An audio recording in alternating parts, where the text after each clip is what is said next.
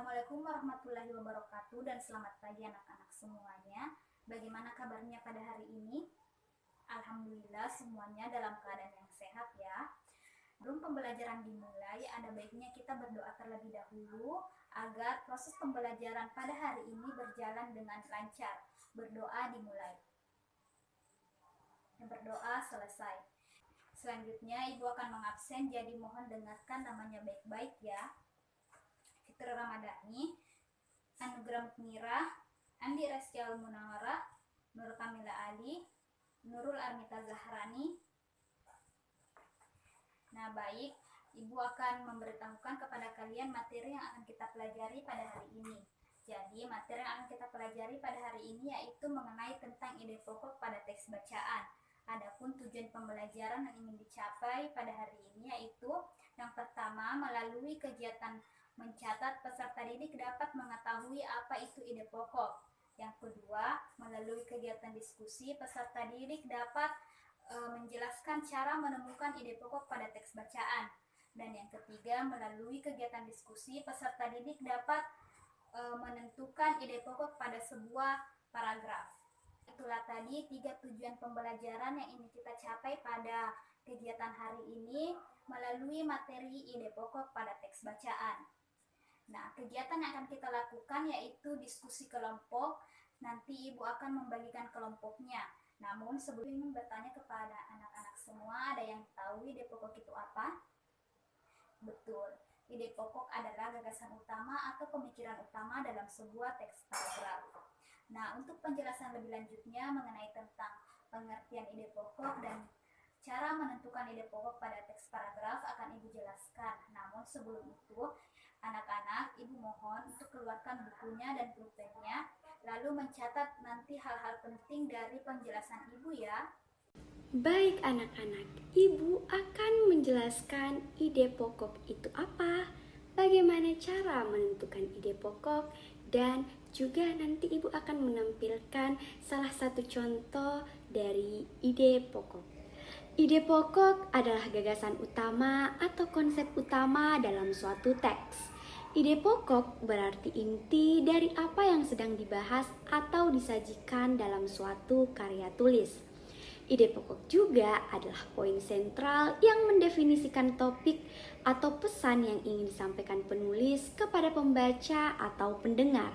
Jadi, anak-anak, ide pokok seringkali muncul dalam bentuk kalimat utama atau pernyataan utama dalam paragraf. Tetapi, ide pokok juga bisa muncul dalam bentuk tema umum dari seluruh karya tulis.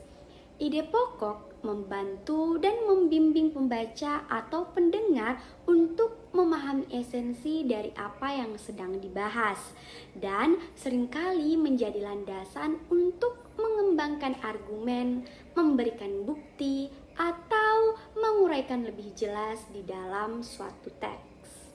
Baik, Ibu akan menjelaskan cara menentukan ide pokok. 1. Baca teks secara cermat. Baca teks dengan teliti, fokus, dan tanpa terburu-buru. Jadi, anak-anak perlu memahami konteks bacaan. Yang kedua, identifikasi kalimat utama.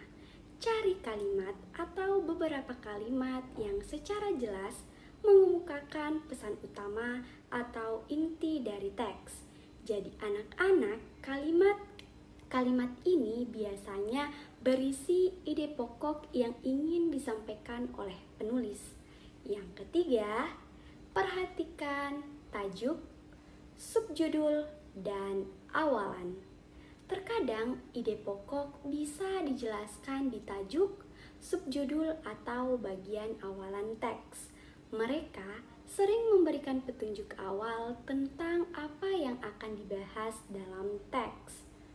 Yang keempat, cari pengulangan kata kunci. Jadi anak-anak, penulis seringkali menggunakan kata-kata atau frasa tertentu yang diulang-ulang dalam teks untuk menekankan ide pokok. Yang kelima, tinjau struktur teks.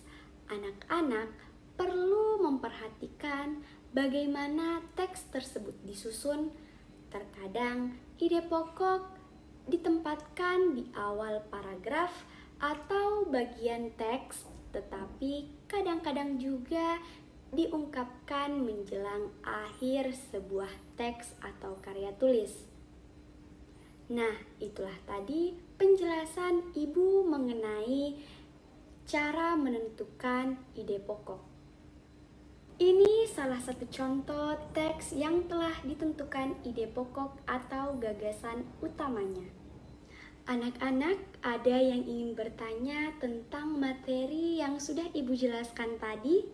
Jika ada, silahkan angkat tangan.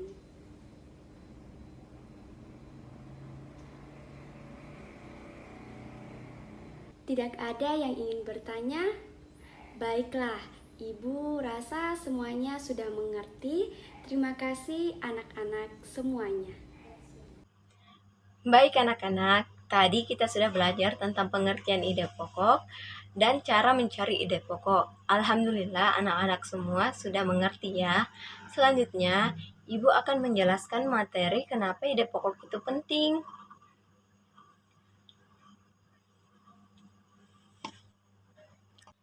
Baik, anak-anak, Ibu akan membagi kalian menjadi 6 kelompok. Karena jumlah kalian ada 24, jadi masing-masing kelompok akan beranggotakan 4 orang. Ibu bagi dari nomor 1 sampai dengan nomor 4 adalah kelompok 1. Untuk kelompok lainnya, silahkan menyesuaikan nomor absen ya anak-anak. Semua sudah ketemu dengan teman-teman kelompoknya? Kalau sudah, silahkan kalian duduk dengan teman kelompok kalian masing-masing. Ide pokok sangat penting dalam teks atau presentasi karena berperan sebagai inti atau pesan utama yang ingin disampaikan oleh penulis atau pembicara. Berikut adalah beberapa alasan mengapa ide pokok itu penting. Yang pertama, membantu pemahaman. Ide pokok membantu pembaca atau pendengar untuk lebih baik memahami apa yang sedang dibahas dalam teks atau presentasi. Ini memberikan panduan tentang apa yang menjadi fokus utama. Yang kedua, merangkum informasi. Ide pokok memungkinkan kita untuk merangkum teks atau presentasi dengan lebih mudah. Dengan mengetahui pesan utama, kita dapat dengan cepat mendapatkan gambaran umum tentang konten tanpa harus membaca atau mendengar setiap detail. Yang ketiga, membimbing analisis. Ide pokok sering menjadi dasar untuk melakukan analisis lebih lanjut. Ini membantu kita mengidentifikasikan argumen, bukti, atau detail-detail penting yang mendukung ide pokok tersebut. Yang keempat, menilai relevansi. Ide pokok membantu kita menilai relevansi teks atau presentasi dengan tujuan atau kebutuhan kita. Dengan mengetahui pesan utama, kita dapat memutuskan apakah teks tersebut relevan dengan topik atau informasi yang sedang kita cari. Dan yang kelima, membantu dalam retorika. Bagi penulis atau pembicara, ide pokok adalah fondasi yang memungkinkan mereka membangun argumen atau presentasi. Ini membantu mereka mengorganisasikan materi dengan baik dan memastikan pesan utama mereka tersampaikan dengan jelas. Baik anak-anak, semua sudah duduk dengan kelompoknya masing-masing. Selanjutnya, setiap perwakilan kelompok akan naik untuk memilih surat yang akan dibahas. Saya pilih kelompok pertama.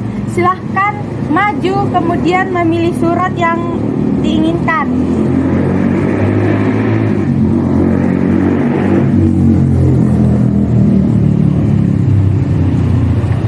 Suratnya jangan dibuka dulu karena kita akan membuka suratnya secara bersama-sama. Semua kelompok sudah dapat suratnya? Baik, kita akan buka suratnya secara bersama-sama. 1, 2, 3. Semua sudah buka suratnya kan? Selanjutnya, Ibu akan membagikan LKPD kepada setiap kelompok. Jadi, surat yang telah kalian pilih tadi berisi teks bacaan yang nantinya akan kalian diskusikan bersama teman kelompok kalian. Dalam surat tersebut, kalian akan mencari tahu ide pokok yang terkandung di dalamnya. Kemudian, setelah mendapatkan ide pokok, kalian akan menuliskan di dalam LKPD yang telah Ibu bagikan. Apakah ada yang ingin bertanya sebelum Ibu mempersilahkan kalian untuk mengerjakan tugasnya?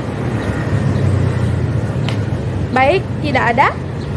Jadi Ibu beri waktu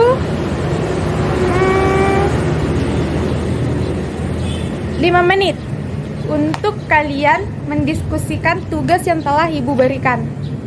Dimulai dari sekarang. Jadi sudah 5 menit berlalu. Sesuai dengan waktu yang telah ditentukan, selanjutnya setiap kelompok akan bergantian secara berurutan untuk naik mempresentasikan hasil kerja kelompoknya. Jadi kita mulai dari kelompok pertama. Apakah sudah selesai? Baik, bagus. Jadi silahkan naik dan mempresentasikan hasil kerja kelompoknya. Baik, kegiatan diskusi kita sudah selesai. Selanjutnya, silakan anak-anak membuat kesimpulan mengenai hasil pembelajaran kita pada hari ini. Jika ada yang tidak dimengerti, silakan bertanya. Selanjutnya, Ibu akan membagikan soal untuk kalian jawab. Jangan ada yang menyontek dengan temannya ya. Jawab saja sesuai dengan pemahaman kalian. Baik anak-anak, semoga pembelajaran kita pada hari ini bermanfaat untuk kita semua. Sebelum saya akhiri proses pembelajaran ini, saya ingin mengajak kita semua untuk terus belajar dan mengembangkan diri seperti kata-kata bijak dari Albert Einstein, yaitu belajar bukanlah menerima kebenaran, tetapi mencari kebenaran tanpa henti. Oke, kegiatan hari ini sudah selesai. Silakan ketua kelas naik untuk memimpin doa karena pembelajaran telah selesai. Wassalamualaikum warahmatullahi wabarakatuh.